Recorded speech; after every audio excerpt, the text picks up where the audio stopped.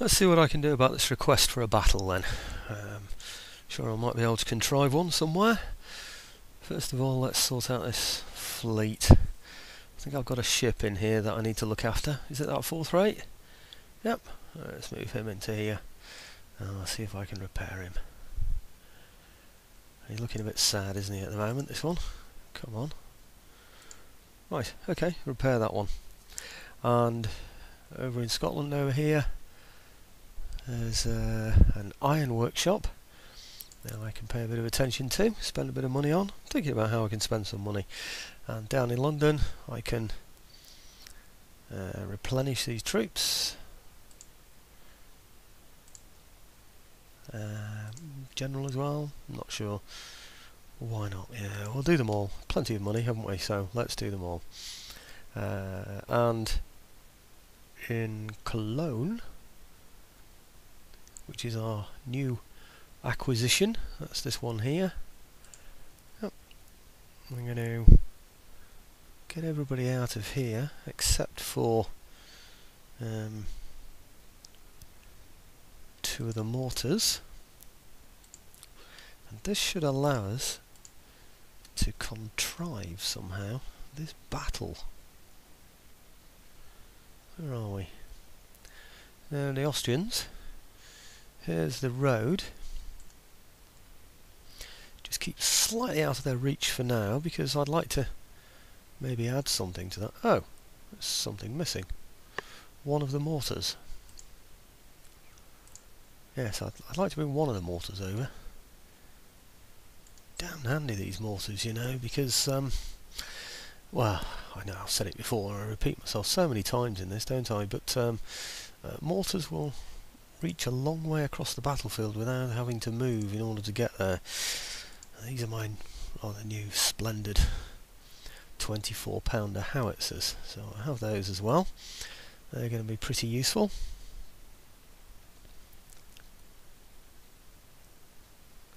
Come on, hurry along. Let's speed you up a bit. There we go. It's better. Right, now we can meet the Austrian army, which is what I'd promised. So, okay, on with the attack.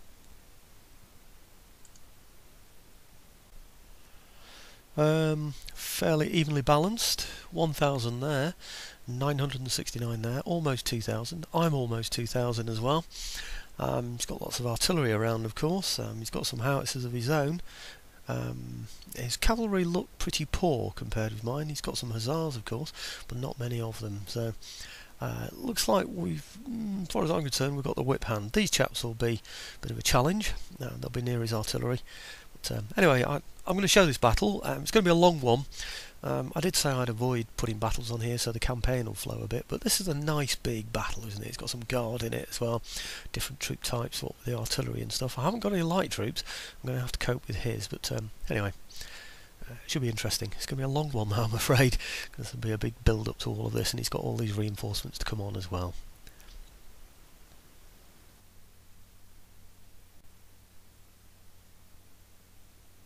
Well, here's the battle lineup. I thought I'd show you as the battle begins. These are all my troops highlighted, as you can see. Makes it easier for you to see exactly what I've got here. I've got my infantry on the flanks here just stepped back. You see these here. My main line going all the way down. And I've got my howitzers, and I've got my mortars here in the middle. I haven't unlimbered my howitzers yet. I thought maybe I'd spend a bit of time moving them. So I haven't either got these firing the right kind of shot yet, so you can see I'm very definitely in the early stages there. Now he's bringing some cavalry around here, so in we go into square formation, and here again as well. You know, these are the ones that I keep without firing, you know, that I have on melee effect only. Reason being for that, of course, is that I don't want them to shoot into the back of my own men. So let's see what he does with this horse. He's likely to bring them all the way around. You'll notice I've brought some cavalry next to my guns here. I haven't got the cavalry out on the flanks. He has a distinct advantage on cavalry, although it's poorer quality. So really what I want to be achieving in this is the ability to sort out any cavalry that he sends around the back to attack my artillery. Now I'm hoping he does this in the early stages of the game. What I don't want to be doing is moving forward and then finding that I'm a long way away from my mortars, and then he can just go around and attack my mortars when I'm in the thick of the battle. So it's good that he's coming around doing this now, and obviously I'm prepared for him. Napoleon makes some comment that's recorded in this game, which is something like, don't fight against the same enemy too often, because he'll get to know exactly what you do. Well, of course I fight against the computer all the time, and I know exactly what he's going to do. So I know he's going to try and take my artillery away. It's a bit like Pooh Bear going for the honey up the tree. Once you put that honey there in the middle, you just know he's going to try and get to it somehow, and if he can't go straight through the middle, he's going to go around the edge. So anyway, there he goes. It's a small unit he sent round this time. In fact, he hasn't even got past the stage of being fired at, so he's off already. He's running away already. But, you have to watch these stages, of course, because sometimes they get a bit too close to your own men. Again, I know I've repeated myself, but I've got so many videos now. It's very, very hard not to repeat yourself when when you've got so many hundreds and hundreds, probably, of hours of talking. So, anyhow, here he goes. Is he coming back again? Come on, have another go. That would be jolly nice. Thank you very much. What have we got here? Is he coming around doing anything, or let's have a look at him. No, it looks like he's reforming over to the right somewhere. Remember, he's got reinforcements to come on in this battle, so obviously waiting for those reinforcements to appear. I'm very surprised we weren't more effective in our fire there, really, against them. He's only running at the moment, he's not routing, so there's a good chance that he might come back again. So let's wait to see if he does that. It's going to be a long battle, this one. I imagine about 40, maybe 50 minutes, so this could take 4 or 5 videos. I'll probably try and abridge some of it, of course, so that you don't have to watch the... Oh dear, did it hit my own then? Might have lost one man there. I think it was really the heat haze, wasn't it, going past? Well, they're routing now. Only 2 of them left. So... okay, so we can ignore those now. Let's get our chaps back into the normal formation. These as well. So just take them out square and they'll reform into what they were in before. And these were in a column, remember? Oh yes, I've done it, yes. I've put them on melee attack only for the reasons I explained before, because if anything comes through, anything comes towards here, what I don't want is these chaps to be firing through these in order to hit those. Notice I've stepped these back a little bit further than I normally do. Like I say, normally I'd have them about here. Pull them back a little bit, just to force the enemy to go all the way round to come and get at the mortars. And that's quite a long way round. He's going quite close to the edge as well when he does that. Okay, there's no red on the edge here, so we know everything that he sent after us has now disappeared. Well, I say everything. There was only one unit there, wasn't it? If I look ahead, I can't see anything at all coming my way. Nothing at all. Looks like they're skulking behind a wall.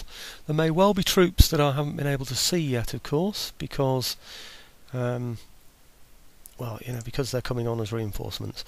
So let's limber these up.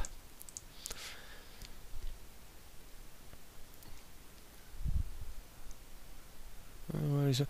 I think that's maybe why he's moved over slightly to the side, because his reinforcements are coming on over here, aren't they? These are probably those reinforcements now. Yeah. Okay. He's left some in the centre because he has to, basically. The AI thinks it has to defend the central point, and so it's just left troops in there. It obviously thinks they're fairly safe behind the wall there as well, which they probably are. It's going to take me a long time to dislodge those with artillery fire, but that's exactly what I'll do. I'll spend ages just pounding those, because I see no reason in trading shots with someone who's behind a wall, and no reason to assault them when I can blow them up from a distance. So anyhow, here we go. Let's get a bit closer.